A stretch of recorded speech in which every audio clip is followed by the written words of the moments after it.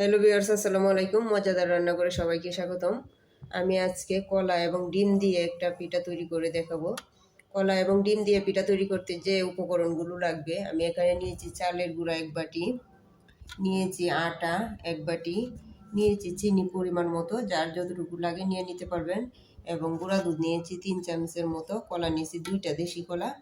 সব কলা দিয়ে আপনারা এই পিঠাটা তৈরি করতে পারবেন। নিয়েছি একটা ডিম। যাক, ভিডিওটা শুরু করা যাক তাহলে। এখন আমি প্রথমে এই দুটো কলা দিয়ে দিব। কলাটা আমি হাত দিয়ে এরকম করে করে নিব, ভেঙে নিব।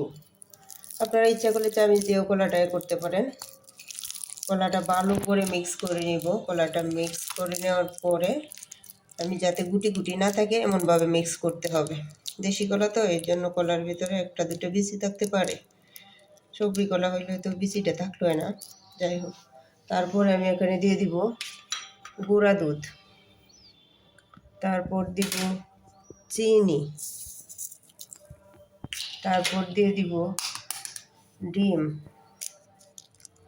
ডিম এবং চিনি দেওয়ার পরে আবার চিনি, কলা, ডিম, 3টে গুঁড়া দুধ, এইগুলো সব একসাথে মিশিয়ে নিব।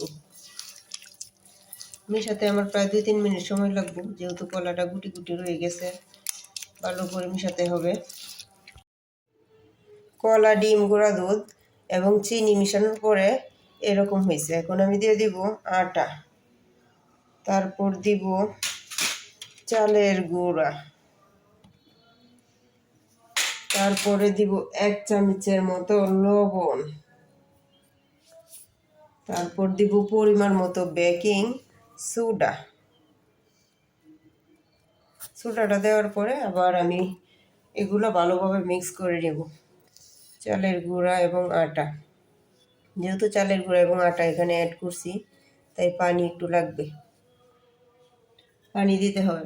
পানি না দিলে গুঁড়াটা পাতলাও হবে না, আবার ঘনও হবে না। এখন আস্তে আস্তে আমি পানি দিব, একেবারে দিব না সবটা পানি, অল্প অল্প করে পানি দিয়ে মিশিয়ে নিব। গোলাটা এরকম হয়ে গেছে। সবগুলো উপকরণ মেশানোর পরে গোলাটা এরকম হয়েছে, পাতলাও হবে না এবং বেশি ঘনও হবে না।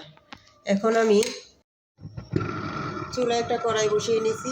কড়াইটার মধ্যে আমার তেলটা একটু বেশি দিতে হবে, কারণ যেহেতু এটা পিঠাটা ফুলে উঠবে, এই জন্য তেলটা বেশি দিতে হবে। ডুবো তেলে ভাজতে হবে, কারণ কম তেলে পিঠাটা ভাজলে পিঠাটা ফুলবে না।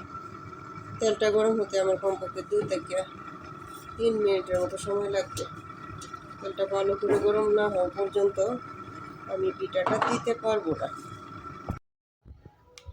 এখন আমি তেলটা গরম হয়ে গেছে, তেলটা গরম হওয়ার পরে আমি এরকম একটা চামচ নিয়েছি, চামচটাতে 1 চামচ করে এইরকমভাবে দিয়ে দিব। পিঠাটা ফুলে ওঠা পর্যন্ত আমার অপেক্ষা করতে হবে, কমপক্ষে 2 থেকে 3 মিনিটের মতো অপেক্ষা করতে হবে। পিঠাটা যখন ফুলে উঠবে তখন আমার উল্টিয়ে দিতে হবে। পিঠাগুলো এরকম ফুলে উঠবে। আমি একসাথে 3টা পিঠা দিয়ে দিয়েছি। পিঠাটা কড়া করে ভাজা হয়ে গেলে তারপর এরকম ভাজা হবে। কড়া ভাজা হওয়ার পরে আমি একটা একটা করে নামিয়ে নিব।